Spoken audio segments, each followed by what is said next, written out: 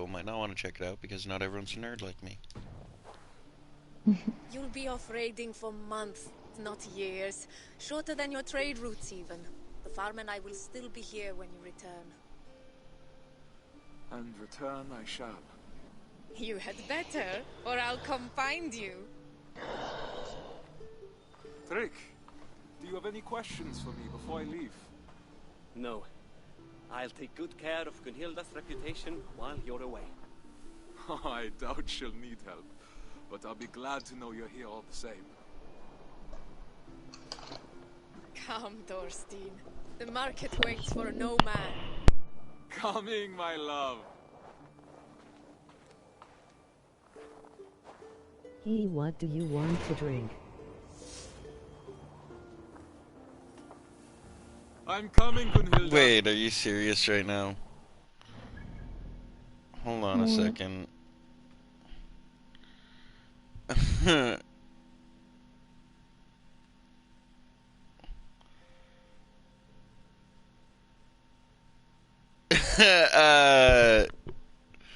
Just a monster. Just a big monster. Thank you, I guess, yeah. That's funny. My roommate just hopped on the fucking chat, like hopped on the stream and asked what I wanted to drink. So yeah, this is the Discovery Tour. Viking Age. It looks like it's got some sort of story mission to it or something. It's kind of cool though. God, ITT be home in like 3-0. Alright, bro.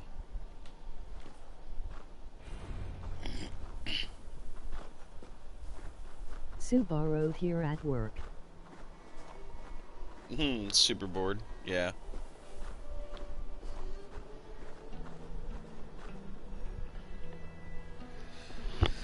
Interact with Discovery sites. Behind the scenes, check the learning entries to learn more about historical facts. Enter the making of Assassin's Creed Valhalla. Revisit them in the menu.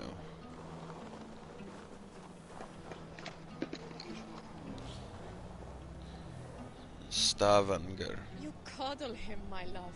I'm He's sorry a if grown I man, not an errant child. mispronounce it. Stavanger was built as a natural coastal harbor in the southwestern Scandinavia. While little is known about its history in this epoch, what is known helped to inspire key events in Assassin's Creed Valhalla. It is said that the famous naval battle of Harsfjord took place near Stavanger in the late 8th century CE. The battle pitted Harold Fairhair against the coalition of petty kings determined to prevent the young Jarl's rise to power. Among Harold's adversaries was a man named Kjotve the Rich, Jarl of Agder.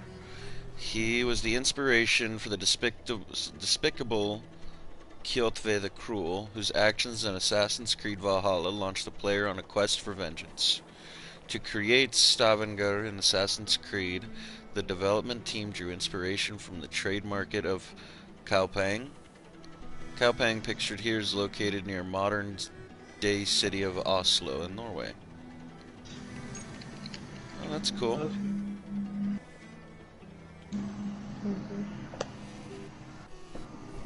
Huh. Cool. Slaves, talk, Gunhilda.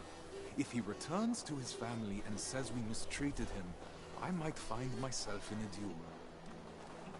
No duels until you've worked on your...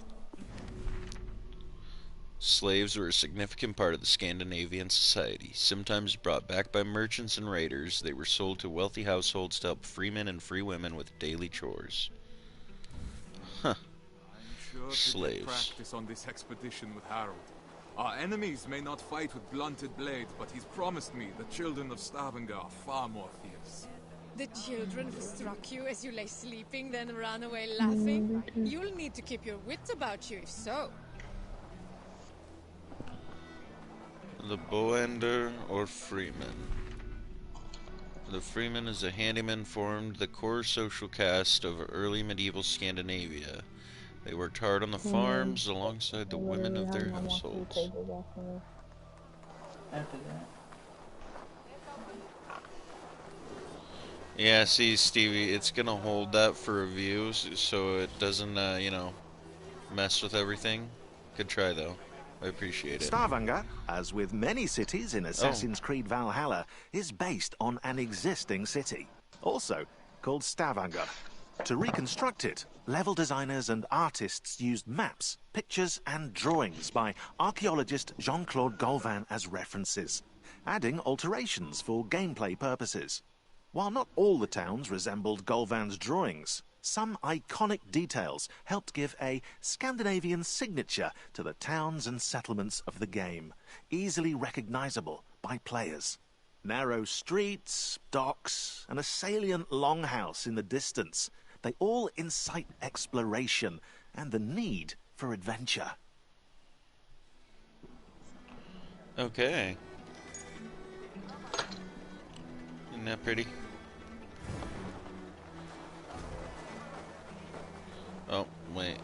Yeah, there's something right here. Let's go check that out, and then we'll keep following this lady.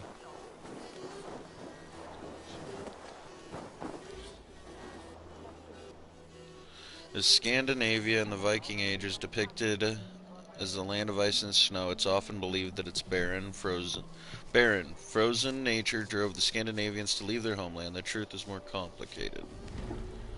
Ancient Scandinavia was not all ice and snow. It included green, lush landscapes like these Norwegian islands. In fact, its soil was quite fertile along the coast and in the south, and could yield a generous crop. However, Scandinavian harvests did pale in comparison to those in the Frankish or Anglo-Saxon kingdoms, adding incentive for the invasion and settlement of those lands. Modern view across the islands of Flatanger, Norway. That's beautiful.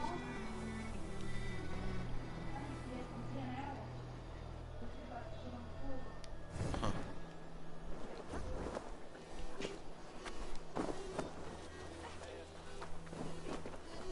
Okay, Gunhilda.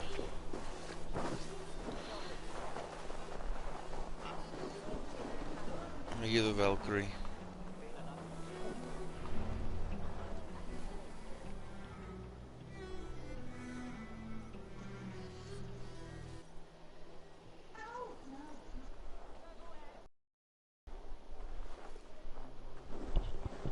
Wolf, good morning.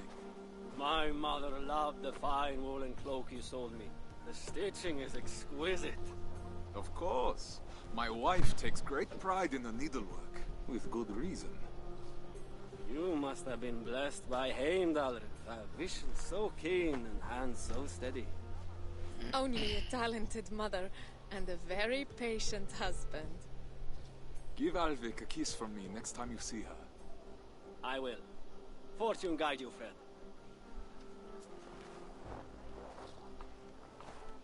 Up. That child just walked right through her. Good job, Ubisoft. Lawkeeper, huh? The Gothi was the leader of the community and held great social and political influence in medieval Scandinavian society. He presided over the thing, the assembly where... Wait, he presided over the thing. The assembly where the decisions on trade, war, and politics were made. The Gothi was the keeper of the laws. He knew the rules of his society by heart and used his knowledge to guide his actions. His title, Gothi, from whatever, or God. Wow, okay. So maybe it's Godi?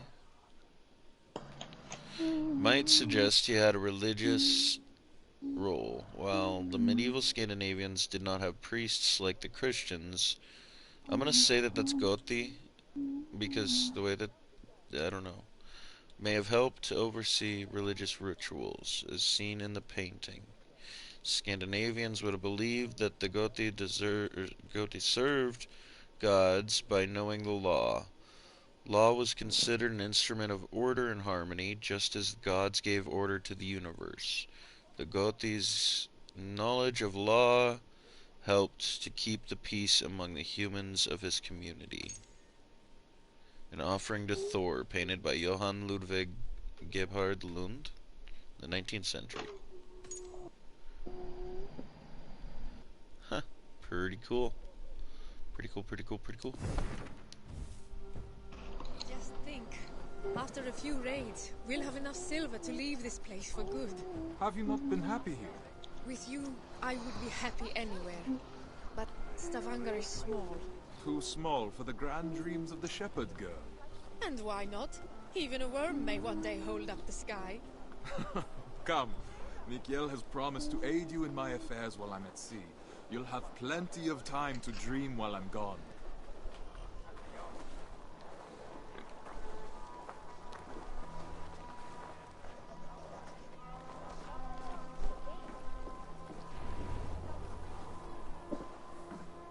Mikhail, it's a fine day for little business, don't you think? Get away from here, Thorstein! I won't be seen dealing with an oathbreaker! A what? Keep your voices down. On what grounds do you base this outrageous claim? That is for you and Bjorn to discuss!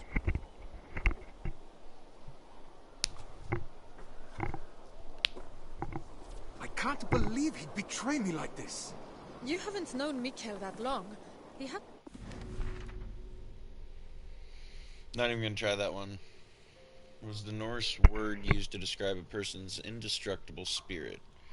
Helgi meant holiness, sanctity, security, and in a way, peace. To respect someone's manhelgi was to respect the harmony and order of the universe itself.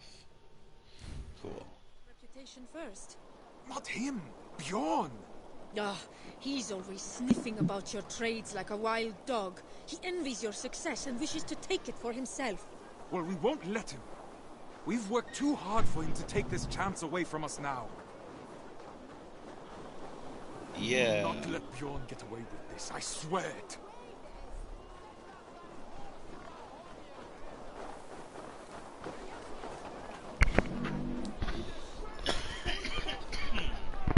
In 864 CE, many small kingdoms laid claim to the western coast of Scandinavia. They struggled for wealth and power, and many sought to control a valuable sailing route, the North Way. A cargo ship following the North Way would leave the Oslo Ford across Skarsgård Strait and enter the North Sea.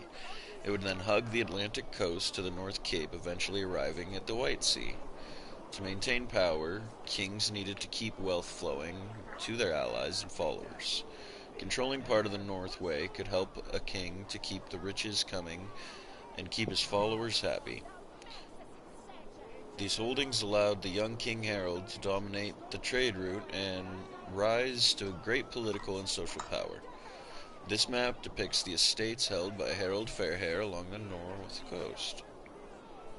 Norwegian coast, Legra, Seim, Herdla, Alekstad, Alrekstad, Fitjar, nope, okay, cool.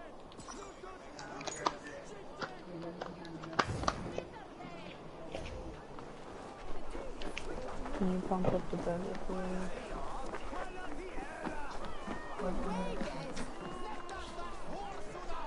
I didn't know you were leading so soon. I don't even know. Formed by two or more people, members of a, however pronounced that, often became trusted companions. The English word for fellowship came from the words of felag. Felags were formed for a number of reasons, including building a boat or funding a sea voyage. A married couple could also be referred to as a felag. A felag was like a second family. Each felagi, or member of the fellowship, protected his companions and their interests. If a felagi was killed, one of his fellows would avenge him, take care of his funeral arrangements, and honor his memory by immortalizing him in a runestone. This runestone was erected by three surviving members of the felag to commemorate their partner, whom they called the most unvillainous of men. Huh. Neat.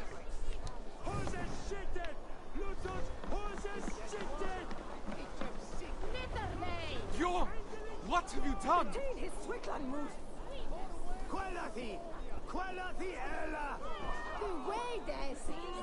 What falsehood have you been spreading about my family's honor? Nothing but the truth. This sail your wife made, that you sold me, is as rotten as your intentions. You wish for me and my men to drown on the open ocean, where our bodies would never be found. Are you a fool? Even if I wanted to leave you stranded and sail west alone, Harold would never allow it. He would make me rescue you, and then we would all be doomed. I don't claim to understand you, Oathbreaker, but your methods are plain.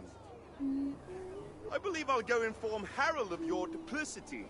He should be arriving any moment now.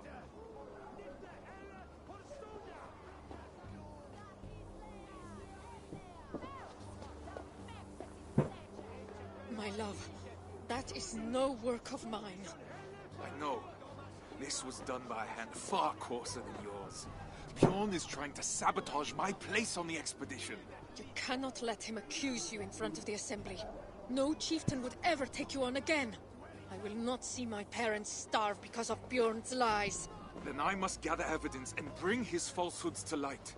I will speak with the wives, to rally them to our cause. And I will pray to the Hamminja for guidance. Our ancestors will give you wise counsel, I'm sure of it. I'll see you outside the assembly.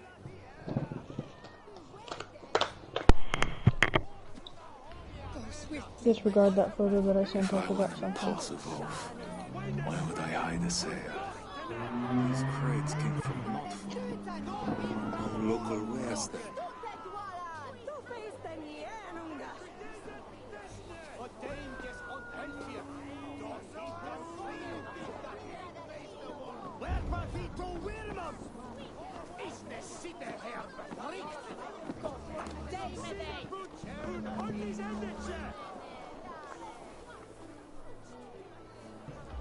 Aha, finished it. Tell me, did wares these past few days? Surely he did. I carried them myself. Wet and nasty they were, smelling as if they'd been stored at the water's edge. Did you happen to see what was inside? No, but it had that damp sheep smell. Wool, I suppose. Thank you, my friend.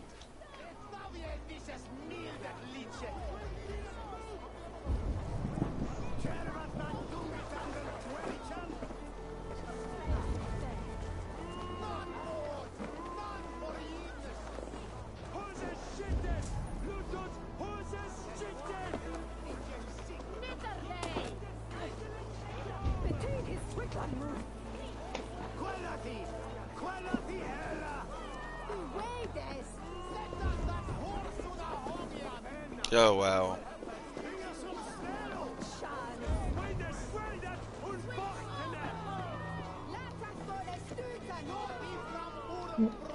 Look at the... Wait, fuck, don't. Don't listen to me. No. No. I lied, don't do it. Where's this last piece of information at? You're not even listening to me, are you? Fucking whore. I am.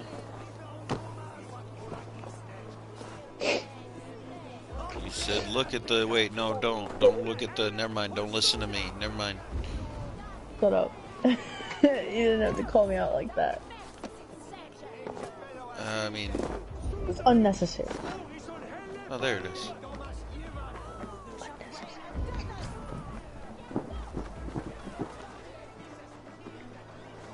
Oh, you want me to climb up in it? That is Gunhilda's seal. So Bjorn planned to take her sail for himself after all.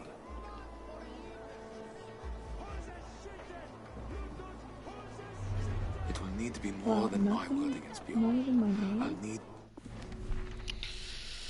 Death was not the worst punishment for medieval Scandinavians. The fate they feared the most was to become utlagr, or outlaw, to be banished.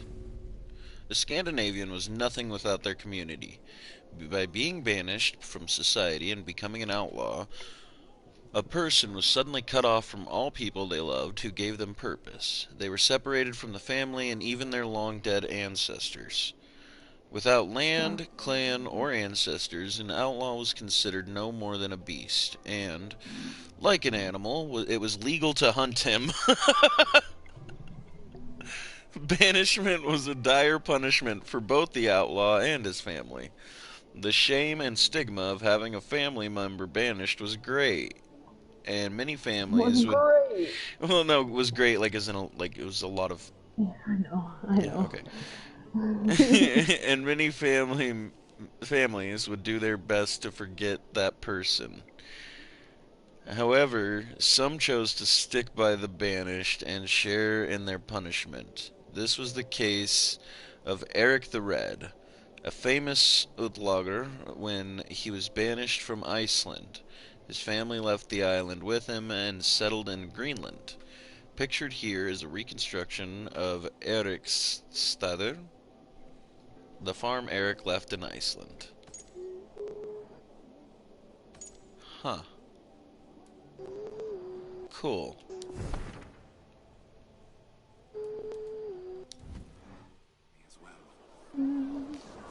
Neat.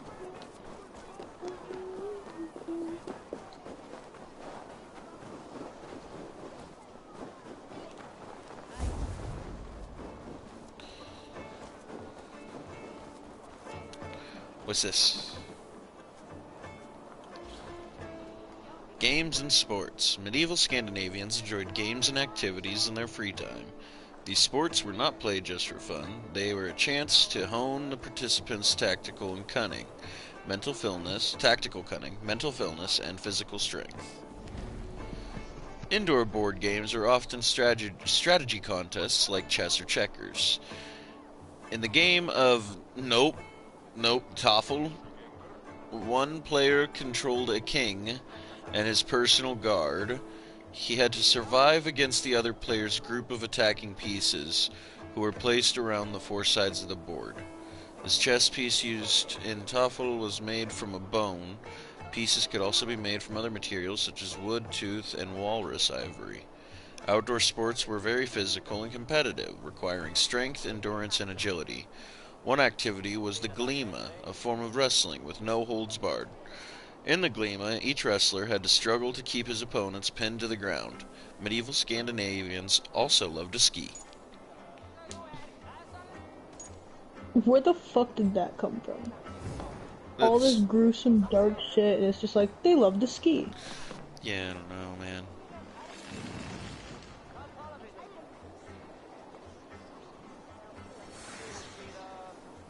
Oh, the die is cast. Even warriors get some playtime. Indeed, it seems that Vikings played board games that involved throwing small objects, such as carved wooden figures. However, the team couldn't find any clear rules for these games. But all hope wasn't lost. The developers of Singapore, Chengdu, and Montreal studios all came together to invent new rules and mocked up their prototypes in a tabletop simulator.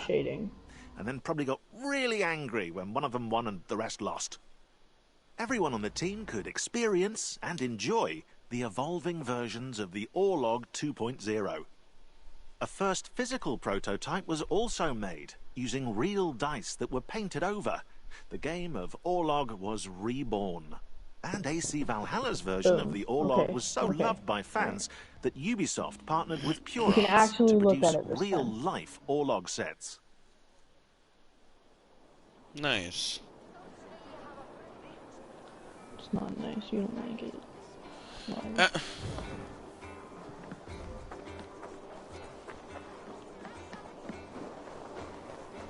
It's fine. I don't like it either. Yeah, you're right. I hated it. It was terrible. Thank you for telling me the truth. I'm kidding. Jesus, shut.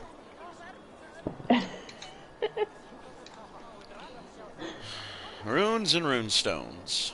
Runes were both magic symbols and alphabetical characters. Engraved in stone, they created runestones. The Old Norse rune means secret or esoteric knowledge. Runes made up the Futhark. The runic alphabet Each rune had a unique meaning. For example, the rune Wunjo, engraved on this little bloodstone, is the letter W, as well as the rune of joy and kinship. How much fucking As with reading? all written words, runes could carry memories and histories into the future. By engraving them in the stone, the Scandinavians ensured their stories would endure. Runestones told a wide variety of stories. They could also honor people and events. Sometimes women would order a runestone engraved to commemorate the courage of their husbands and sons who perished in battles or at sea. Having insomnia doesn't even matter in times like these. I'm kidding. I'm kidding.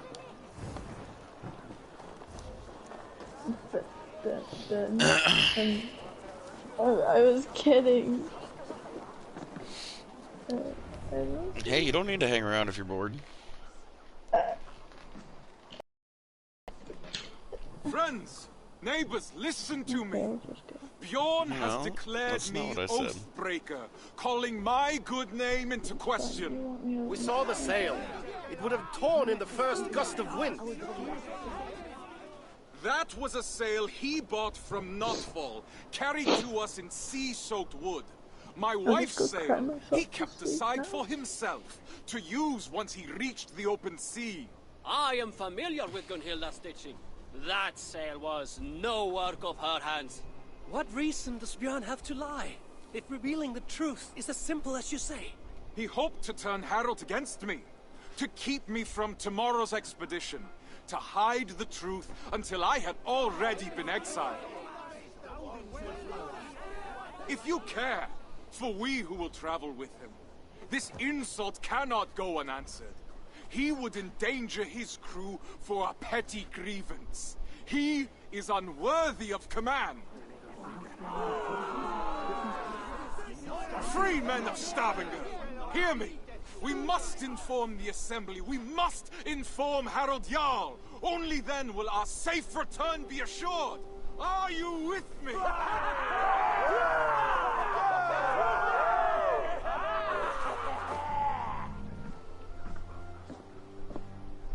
The assembly is about to start. I need to find Gunhilda. I was in the middle of a cutscene. Didn't want to talk over the cutscene.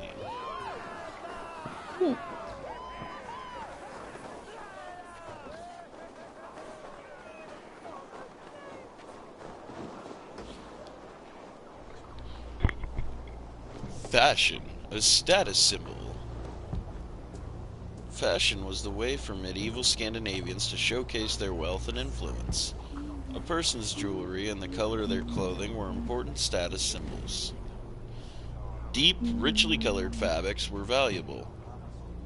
Rich colors meant that the material had been dyed more than once. Because the dyeing was expensive, wearing colorful clothing was a sign of wealth.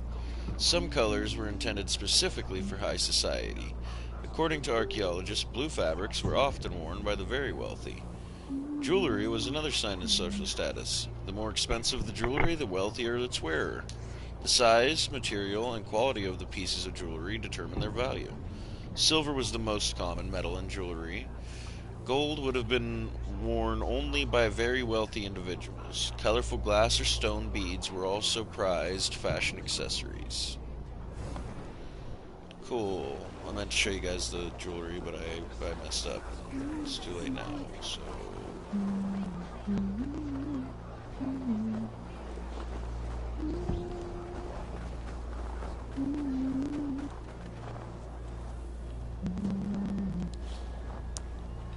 Kin and household.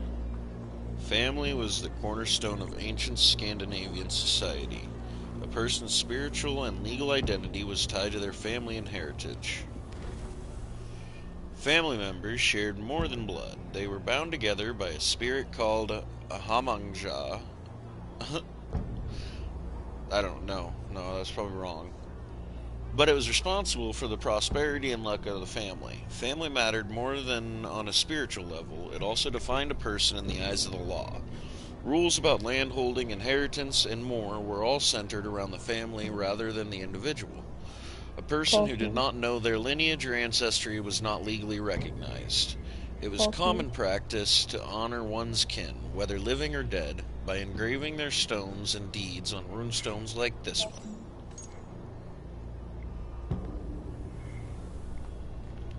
Ta-da! What? You weren't even listening. I can't hear you. You're mumbling. What'd you say? I was trying to be annoying. Oh. Good job. I don't know if I'm... I don't know how I feel about that.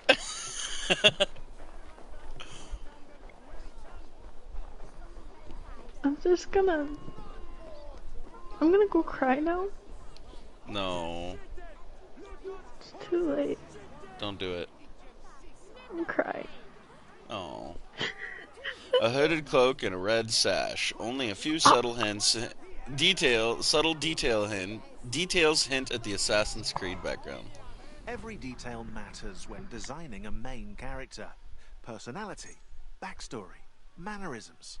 Eivor the Wolf-Kissed must have a noticeable scar and tattoos to represent past events, beliefs, and clan affiliation. A mood board was made with various references from Mad Max's Furiosa to Major Motoko Kusanagi in Ghost in the Shell, which allowed concept artists to create compositions, silhouettes, shapes, and concepts. Then the character modelers designed the details, hairstyles, tattoos, outfits, and even leather stitching, while animators focused on body movement and facial expressions. Finally, actors Magnus Brun Nielsen and Cecily Stenspill were cast to give Eivor a voice, tailored to her or his personality. It's alive! Alive! Okay.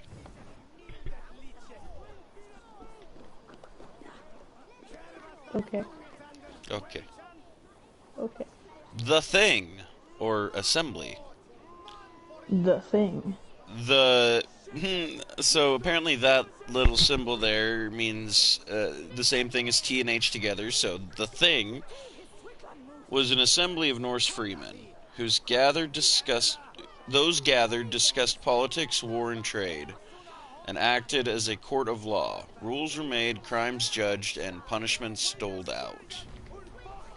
Things were held throughout the year. The chieftain or king presided over every session. He was sometimes joined or replaced by a lawmaker, the Gothi, who knew all the laws by heart. Laws had to be remembered because the Scandinavians had no written legal code at this time. Every freeman had the right to speak freely at the Thing. I can't get over how it's called the Thing. He could share his opinions, ask questions, and weigh in on issues of social interest. He could also demand justice for crimes or slights. Even though all the freemen had the right to be heard, the wealthier members of the Thing could use their influence to steer the Assembly's decision their way. When the Scandinavians settled in Iceland, they held their Thing... Swear to God. I'm mature.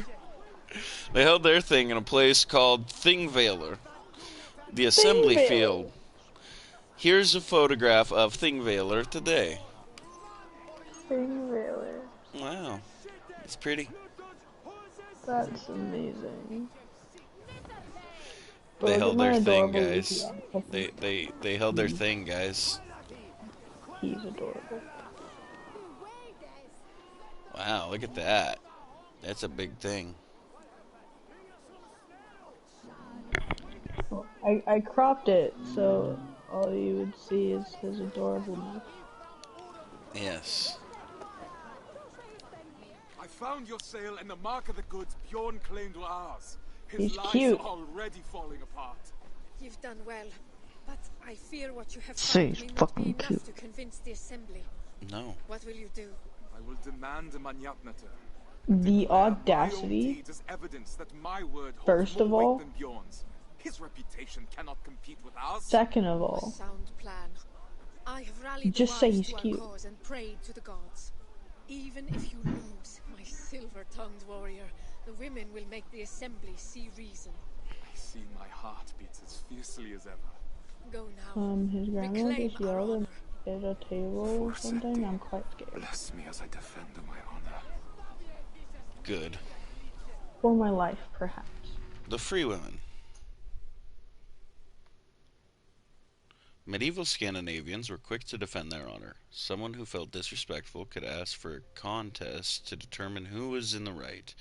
In one such trial by combat, the weapons used were words. So it's a fighting. So the measure of a man was a duel of words fought between an accuser and the man he had accused. If one man accused another of doing something wrong, the defendant could demand a thing to defend his honor. Well, no, it can't be the thing, because the thing is the thing where... The measure of a man was a boasting contest. The two men, in front of witnesses, would each brag about their deeds and exploits. If one of them lied about his deeds or showed lack of confidence, he lost the contest. This was considered proof that he was dishonorable or at fault. It was not only for mortals. In one myth, Thor, the god of thunder, found himself in a boasting contest with a ferryman who refused to carry him across a fjord. Little did Thor know that the ferryman was in fact his father, Odin in disguise. This made for an exciting war of words. It was actually really interesting because, yeah, that's what this shows here. When they kept it, I was just listening to that earlier, or recently in the Poetic Edda. Yeah, it was basically like, dude, if I could get across this river, I'm gonna beat your fucking ass. And Odin's like, well, come on, get across the river then, fuck boy. It's beautiful. I'm obsessed with this Leafeon.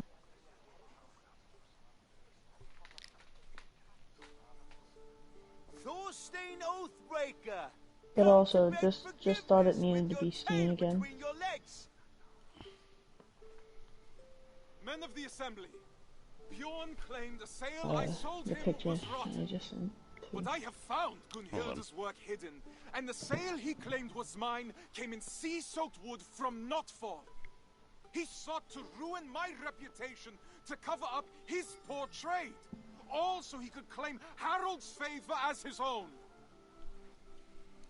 Thorstein, if what you say is true, Bjorn is guilty of lying, injury to your reputation, and of an arrogance that could have led to the deaths of his crew and yours.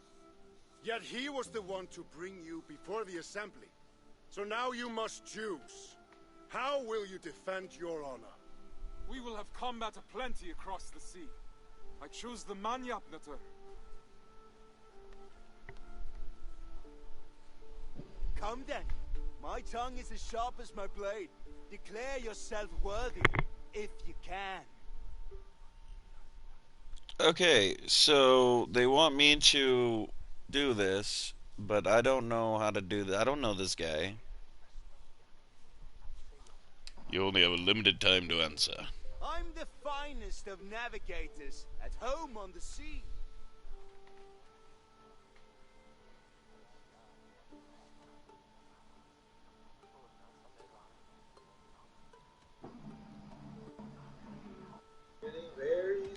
You're so arrogant. Nothing like me. I don't know. Weak, Thorstein. Just like you. I was the first to be picked for this crew.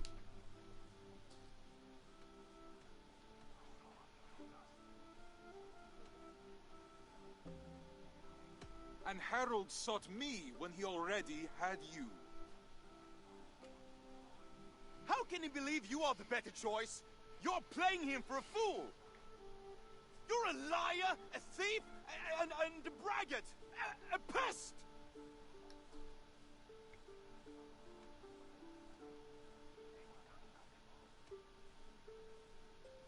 My worst is still better than you at your best. No truer words have ever been spoken.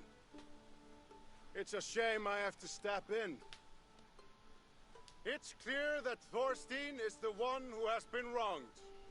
It is my suggestion that Bjorn be removed from my expedition and exiled never to return.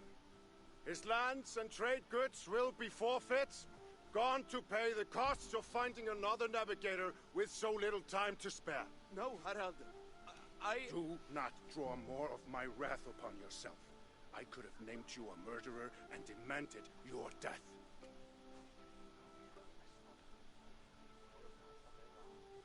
What say you, men of Stavanger? Do you accept the terms put forth by Harald Jarl? We choose exile. Exile. Exile!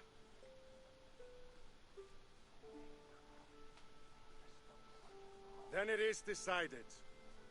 Now come, Thorstein. We have a navigator to find.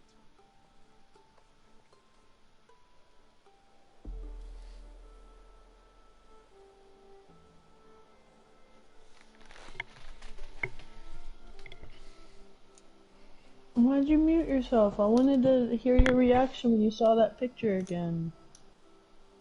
I'm not muted. Oh, so you just didn't laugh. I'm watching this thing. But for now, I'm gonna end the stream there, and we can check out more of this later. I'm hungry and want to eat, so.